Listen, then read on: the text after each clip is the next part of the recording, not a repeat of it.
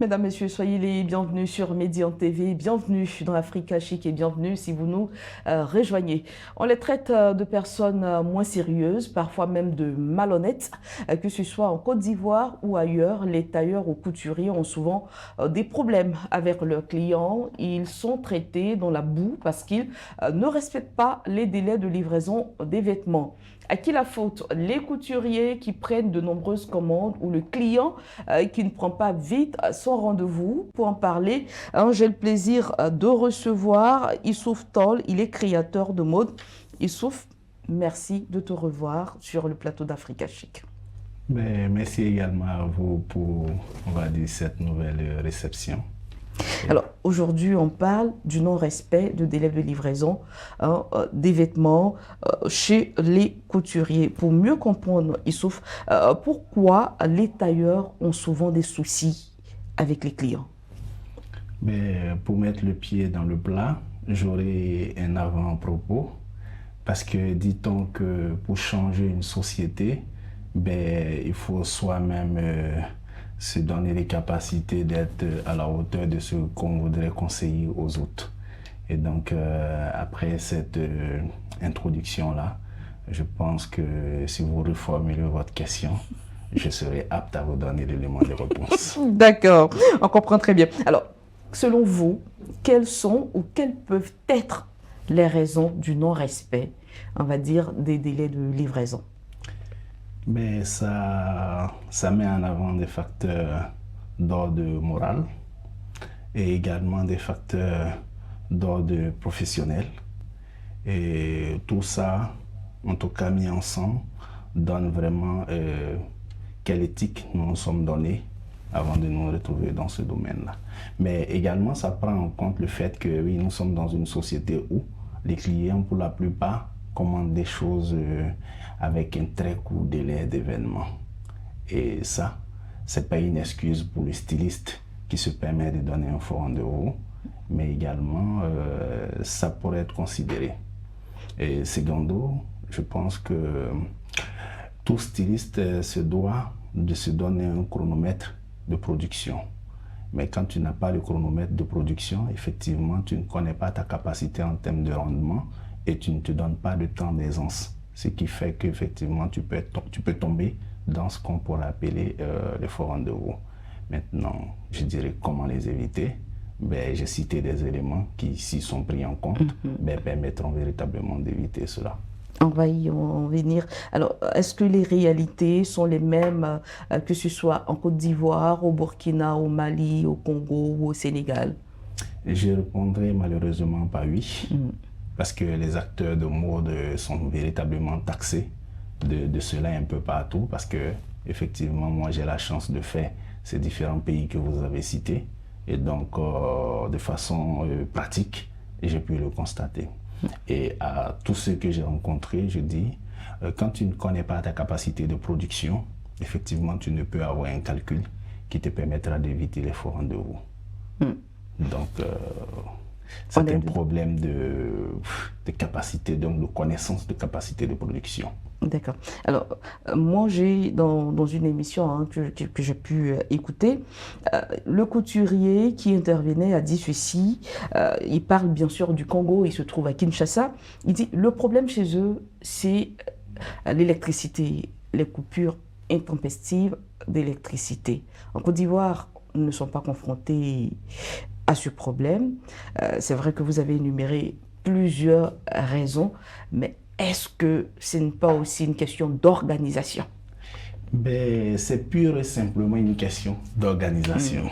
Parce que vous convenez avec moi que quand on n'est pas structuré, on ne se donne pas de la valeur soi-même, on pense pouvoir prendre, sinon on pense qu'il faut prendre au-delà, sinon tout ce qui vient à nous, parce qu'on doit vivre. Alors que quand on est structuré et organisé, on sait ce qu'on peut faire et ce qu'on ne peut pas faire. Malheureusement, vous trouverez des artisans qui vous diront que, sinon des couturiers, qui vous diront que les clients ne payent pas le prix que nous voulons. Ce n'est pas une excuse. Vous trouverez des stylistes qui vous diront que les clients attendent toujours à la dernière minute pour venir. Ce n'est non plus pas une excuse. Mais le véritable problème, c'est un manque de structuration professionnelle. Parce que, oui, si tu sais par exemple que tu arrives à produire tel nombre de vêtements dans tel laps de temps, il suffit juste de faire des déductions en termes de timing. Et puis, effectivement, il peut y avoir la coupure d'électricité. Mais quand elle arrive et que tu sais que tu as des rendez-vous, ce n'est pas toutes les communes qui se coupent en même temps. Donc, quand tu es professionnel, tu peux te projeter dans la sous-traitance, par exemple. Voilà. Donc, il y a tout ça qui fait que on peut répondre par, effectivement, le manque d'organisation professionnelle. D'accord. Alors, ce que nous avons fait, c'est que nous avons donné la parole à des dames qui ont été clientes et qui ont vécu une mésaventure avec un couturier. Donc, on va écouter, pour ne pas dire regarder ces dames, écouter leur expérience et on revient. Le jour que je suis allée prendre mes habits, je ne sais pas s'il m'a vu de loin, mais en tout cas, il s'est caché. Mais ce jour-là, il dit, ah, je dois récupérer mes habits. Parce que ça faisait plusieurs fois qu'il me donnait des rendez-vous et qu'il ne respectait pas en fait. Mais ce jour-là, en fait, que je suis partie, je me suis assise, il dit aujourd'hui là, je dois prendre mes habits. Donc il m'a attendu, bon je l'ai attendu, le temps qu'il ne sait pas, il soit fatigué et après il est venu. Mais au finish, il a fait mes habits et il m'a remis. C'était les vêtements de mon frère que je devais aller récupérer chez un couturier. Bon, il avait déposé depuis plusieurs jours et il m'a envoyé d'aller récupérer les vêtements. Et lorsque je suis allée, bon, les vêtements n'étaient pas encore prêts, il m'a demandé de repasser. C'était une fois. Donc je suis allée, je suis revenue. Il m'a dit encore que ce n'était pas encore prêt, donc je suis partie. Mais la troisième fois que je suis venue, vraiment j'étais... En fait, il m'avait, comment on appelle ça, tellement énervé que je me suis emportée, je me suis mise à bavarder, à crier. Donc finalement, même j'ai laissé l'habit et puis je suis rentrée à la maison. Et c'est après que mon frère est allé récupérer lui-même parce que là j'étais trop énervée. J'ai eu une mauvaise expérience avec un couturier, c'était lors de notre sortie. Voilà, et on a même donné l'argent et à la dernière minute, on n'a pas reçu des tenues. Et c'est après les événements qu'il a ramené les tenues pour qu'on puisse essayer. Mais lorsqu'on a essayé, les tenues n'étaient pas à notre morphologie. C'est-à-dire qu'il y a d'autres qui étaient gros, d'autres n'avaient pas été bien cousus aussi. Souvent, il y a des habits là, mais tu t'en donné même avant que la fête arrive ou avant que le jour même arrive. Mais quand tu vas, on n'a même pas encore découpé. Quand tu vois, mais ton cœur te fait mal. Franchement, ils n'ont qu'à revoir ce côté-là, quoi.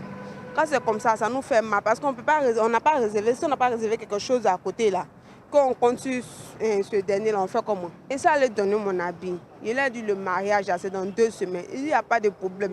Pour éviter les histoires, mais il a payé tout l'argent là. Il dit il va faire ça à 10 000. C'est une robe simple. Il dit il a compris. Il a donné l'argent, je suis parti. Même pour dire, il est venu prendre samedi. Le lendemain était dimanche la fête. Même pour mettre ciseaux dessus là, c'est maintenant ma soeur va commencer à découper. Est-ce que ça là c'est bon? Il a porté autre habit.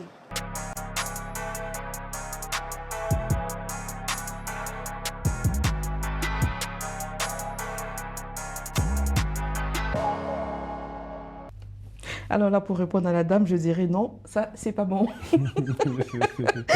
Alors, ça doit être, on va dire, super gênant d'en arriver là, de voir le client se mettre en colère et se poser mille et une questions.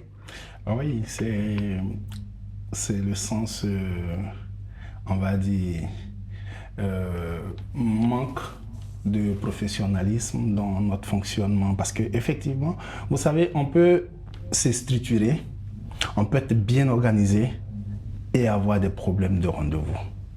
Mais quand on est bien structuré, ça ne se voit pas comme la dame qui se plaint. Parce qu'on a le temps d'anticiper. On a le temps de ne pas laisser le client venir à nous pour constater que ce n'est pas fini. Tout ça rentre dans le cadre de la structuration. Et finalement, le prêt-à-porter gagne du terrain. Oui, le prêt-à-porter gagne du terrain, mais également le sur-mesure, parce que moi, personnellement, j'encourage les gens par rapport au sur-mesure. Pourquoi je le fais? Parce que, oui, le sur-mesure permet à l'artisan, sinon au styliste, de sortir quelque chose par rapport à votre morphologie. Mais c'est justement là qu'il y a le problème du non-respect des rendez-vous, des délais de livraison. Vous convenez avec moi que le problème des faux rendez-vous pourra être résolu quand le styliste se mettra en cause, commencera à travailler de façon professionnelle, parce que quand on travaille de façon professionnelle, on ne regarde pas ce que nous allons faire avec l'argent du client à l'instant T. On regarde notre renommée. Et quand les gens commenceront à regarder leur renommée, donc la qualité de leur service par rapport à leur image, ben, vous convenez avec moi que ce problème-là va foutre. Nous avons donné la parole à deux personnes, on va dire un couturier et un styliste, qui sont du domaine. Je pense qu'ils ne partagent pas forcément votre avis. On va les regarder. Chaque atelier a ses réalités. Voilà. Chez moi ici, par exemple, je fais d'abord mon possible pour pouvoir respecter. Mais il peut arriver qu'il y a des clientes qui viennent, qui ont des besoins urgents, vraiment urgents. Et par amitié pour ces clients de longue date, on est obligé de mettre une pause et satisfaire ces clientes-là. Voilà. Et aussi, tu peux prévoir aussi un rendez-vous. Par exemple, une cliente peut déposer près de 10 tenues. Et tu vas, comment dirais-je, prévoir son jour d'essayage. Cette cliente ne vient pas, ça peut mélanger parce que tu as prévu un jour spécial pour elle. Donc, c'est-à-dire, les autres jours, si tu prévois, par exemple, de faire d'autres tenues et puis cette dernière survient comme ça peut carrément mélanger tout le programme. Parce qu'on peut prendre presque une journée pour faire son essayage, ses retouches. Donc, ça peut carrément bousculer tout le programme de la semaine. Moi, de mon côté, surtout quand je vois, c'est le côté du personnel. Bon, il arrive des fois que tu passes, il y a les commandes. Et quand les commandes sont passées, quand le personnel n'est pas là, ça casse le rythme. Souvent, bon, avec le personnel, quand ils gagnent de l'argent, il y a d'autres qui sont payés par semaine, par habit. Bon, il y a d'autres quand ils gagnent leur argent de semaine. C'est pas trop sûr que tu les retrouves même dans la semaine. Il y a d'autres quand ils gagnent l'argent du mois, le mois qui suit là, souvent bon, ils vont avoir des prétextes pour dire qu'ils sont malades et qu'ils ne sont pas là. Bon, donc souvent, c'est ça qui cause beaucoup. Nous amène aussi à ne pas pouvoir respecter les rendez-vous. Sinon, il y a des fois, le programme est bien tracé, mais ce sont des facteurs vraiment qui nous empêchent beaucoup, souvent, de respecter les rendez-vous. Alors, on va d'abord réagir sur ce qu'a dit le premier intervenant. Il évoque le fait qu'il y a des clients habituels qui, quand ils arrivent avec leur commande, on ne peut pas refuser parce que c'est un ancien client ou parce qu'il a insisté. Est-ce qu'il faut toujours céder face à l'insistance d'un client ou parce que c'est un ancien client? Mais voilà pourquoi je mets toujours en avant le sens organisationnel. Parce que tant qu'on ne prendra pas conscience du sens organisationnel de notre business, ben, on serait dans du favoritisme. On serait à travailler avec les émotions. Alors que quand on professionnalise, les émotions foutent le camp. Parce que, oui, moi je dis toujours, dès que tu acceptes de prendre ma commande pour une date, peu importe ce qui va arriver, tu te dois de respecter mon rendez-vous. Et donc pour cela, c'est sûr qu'avant de favoriser ce client-là, ben, tu calculeras par rapport à ton temps de production et tes différentes commandes. Et si possible même, tu pourrais peut-être appeler 2-3 clientes, reporter leur rendez-vous quand tu es bien structuré et puis insérer ce client-là. Mais si tu ne peux pas appeler les autres pour reporter leur rendez-vous et que tu penses satisfaire un client, vous convenez avec moi que la personne ne se trouve pas dans un sens professionnel. Il est encore dans ses émotions, alors que les émotions n'ont pas leur place là où tu donnes un rendez-vous.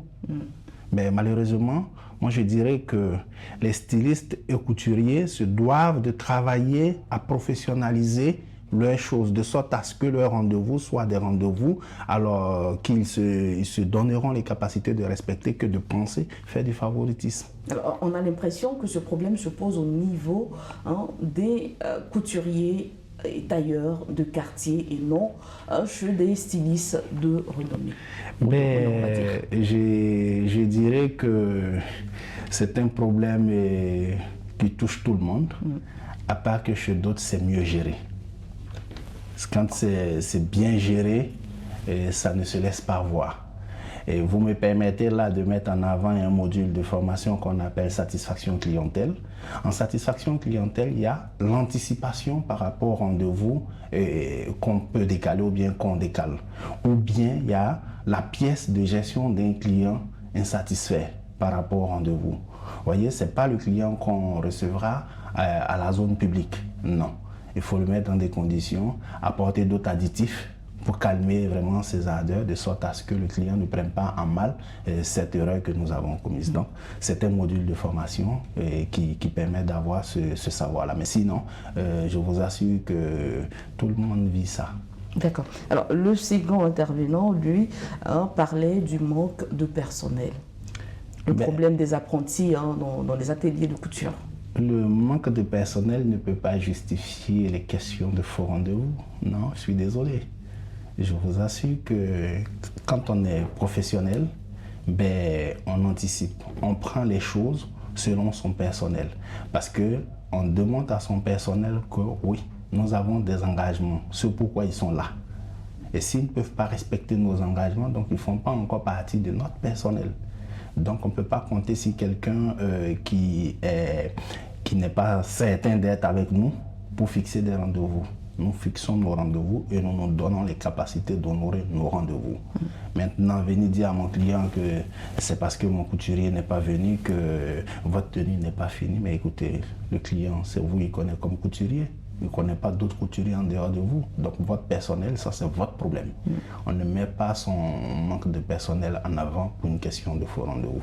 Ça démontre le sens imperfect de la professionnalisation. D'accord. Est-ce que la faute est toujours au couturier? Ne faudrait-il pas regarder également du côté du client qui vient peut-être assez tardivement vers ce dernier? Déjà, je vais sauter le verrou du couturier ou bien du styliste et je vais tout de suite ramener cet attribut-là au chef d'entreprise. Parce que quand on était chef d'entreprise, oui, que nous soyons couturiers ou que nous soyons stylistes ou que nous soyons... quand nous recevons un client, si nous acceptons de prendre sa commande, c'est que nous sommes dans la capacité d'honorer notre rendez-vous. Je ne dis pas que moi, je n'ai pas de faux rendez-vous. Non. Mais ce serait diaiser le débat en venant trouver une excuse à un faux rendez-vous. Soit tu anticipes, le client rentre dans ta compréhension, ou soit tu te bats pour honorer son rendez-vous. Mais venir se donner des excuses à 2 balles, ça ne passe pas. Donc le chef d'entreprise veille au respect de ses rendez-vous parce que c'est ce qui lui permet d'avoir de quoi à donner vie à son entreprise. Imaginons un seul instant que pour une question de faux rendez-vous, c'est parce que les gens ne tiennent pas compte de ça. Moi, j'apporte une tenue pour un événement bien précis. Le tissu, il a été acheté pour l'événement. La tenue pour l'événement. Et le jour de l'événement, je ne l'ai pas. Est-ce que vous savez que de façon judiciaire, je dois rembourser si le client veut tout son investissement? Et on parlera même des dommages et intérêts. Donc, quand le styliste ou bien le couturier n'a pas connaissance de ça, il peut penser bâcler un rendez-vous sous prétexte que le couturier n'est pas là pour coudre. Pourquoi pas anticiper? Parce que la sous-traitance existe également. Je pense qu'avec la sous-traitance, on peut pallier à ce genre de choses. Maintenant, on ne sous-traite pas avec n'importe qui. Question de vérification. Du coup, pour vous, ce secteur a plus besoin de formation pour mieux comprendre certains aspects. Oh oui. D'ailleurs, vous permettez d'élever l'équivoque sur un point, parce que c'est un métier effectivement qui est taxé du sens informel. Mais ce n'est pas parce qu'il est dans un sens informel que quand toi tu décides de vivre de ça, que tu restes dans l'informel. Il y a plein d'outils pour se professionnaliser. Par exemple, il y a des acteurs de gestion financière, il y a des acteurs de gestion clientèle, il y a des acteurs de gestion de production. Mais voilà des corps de métier qui peuvent se greffer, sinon qui doivent même se greffer à ton fonctionnement dans ton entreprise pour que tu évites beaucoup de choses. Donc, voilà. Très bien. Alors, quand on est confronté à un non-respect de délai de livraison, que doit faire le couturier? Nous avons également posé la question à nos 2 couturiers qui se sont prêtés au jeu. J'ai été confronté à plusieurs non-respects. Il y a d'autres cas, j'essaie d'appeler la cliente d'abord pour m'excuser, pour qu'elle puisse prévoir un autre plan. Voilà, parce que je suis quelqu'un, j'aime pas les scandales. Donc je préfère d'abord prévenir. J'appelle cette dernière pour m'excuser et puis pour remettre son rendez-vous à un autre jour. Maintenant, si elle ne veut pas, si elle insiste de récupérer sa tenue, donc j'essaie de faire veiller toute l'équipe pour qu'on puisse terminer à temps. Voilà. Maintenant aussi, il y a d'autres cas, quand on ne respecte pas, soit j'essaie de finir à temps et puis j'essaie d'aller lui faire livrer ça. Voilà, essayer de blaguer un peu la cliente pour qu'elle puisse accepter. Sinon, on a tellement de petits problèmes ici avec les clientes, mais bon, c'est ça. Hein. Quand on est en difficulté, un peu, on appelle le client pour essayer de modifier le rendez-vous. Il y a d'autres qui acceptent. Bon, il y a d'autres aussi, bon, qui, vu aussi de l'urgence, on est obligé de pouvoir aussi faire appel à d'autres couturiers pour pouvoir respecter le rendez-vous. Donc souvent, quand on est en difficulté, on appelle certains amis, ses collègues, pour dire, bon, voilà, j'ai une situation un peu urgente, donc je veux vraiment d'aide. Puis bon, il y a d'autres aussi qui s'associent à toi pour respecter ton rendez-vous. Issouf Tall, comment faire face à la colère d'un client? Faire face à la colère d'un client, c'est d'abord savoir que nous avons nous-mêmes créé cette colère-là. Et quand on se remet en cause face à la colère d'un client, je pense que déjà on tend une pêche de tranquillité à la cliente ou bien au client. Parce que oui, et généralement, quand un client est pris dans le sens docile, même quand il est énervé, il se calme. Et dans nos ateliers, je pense que nous devons avoir cette salle-là pour accueillir vraiment des clients que nous savons que quand ils auront l'information que nous allons leur donner, ils vont rentrer dans un état. Et cette salle-là doit être vraiment une salle permettant déjà de calmer, donc de doucir le cœur du client. Donc en satisfaction clientèle, c'est une pièce où on y joint d'autres commodités. Est-ce que tous les tailleurs, couturiers peuvent se permettre d'avoir cette salle-là? Non, tout le monde ne peut pas se permettre, mais tout le monde doit avoir une méthode propre à elle pour, on va dire, consolider, on va dire, le client, de sorte à ce que sa colère soit contenue. Parce que oui, si un client reste à l'accueil public, pour déverser son devoir sur votre entreprise, vous convenez avec moi que l'entreprise, normalement, va en pâtir. Donc, il faut se donner véritablement les moyens d'avoir ce cadre-là. Maintenant, la meilleure façon, c'est d'être anticipateur. Quand on est anticipateur, on évite ce genre de choses-là. On appelle le client. Parce que quand vous restez dans le sentiment émotionnel pour la gestion, vous péchez. Parce que le client, après, lui, il prend ses guindes, il vient chez vous, il vous dit ce qu'il veut et puis il part. Alors que si vous prenez votre téléphone, ou bien qu'un soir, vous passez chez le client, lui dit « Ah, vraiment, on avait convenu de ce rendez-vous-là à telle date. Mais au vu de ce que je traverse, je ne pourrai pas honorer. Peut-être 2-3 jours avant. C'est vrai, ça va être difficile, mais votre franchise peut amener le client à accepter. Ou bien ensemble, vous allez trouver une solution palliative qui va peut-être même vous amener à appeler un de vos collègues qui peut-être va accepter, mais le client a au parfum de ça. Mais si vous restez fermé sur vous, pensant, comme le disait la première dame, se cacher quand la cliente va venir, soyez-en sûr que ça ne va pas vous aider. Parce qu'aujourd'hui, effectivement, nous voyons ce corps de métier, surtout pour les tailleurs, ils souffrent après de moyens financiers. Et quand vous les voyez, on a l'impression qu'ils ne travaillent pas. C'est parce que, oui, les clients s'en vont. Les clients s'en vont parce que vous les avez donné des faux rendez-vous. Ils ont été maltraités par vous. Et si vous perdez vos clients, comment vous allez avoir de quoi? Justement, j'allais vous demander quelles pouvaient être les conséquences liées à de telles pratiques. C'est la perte de sa clientèle.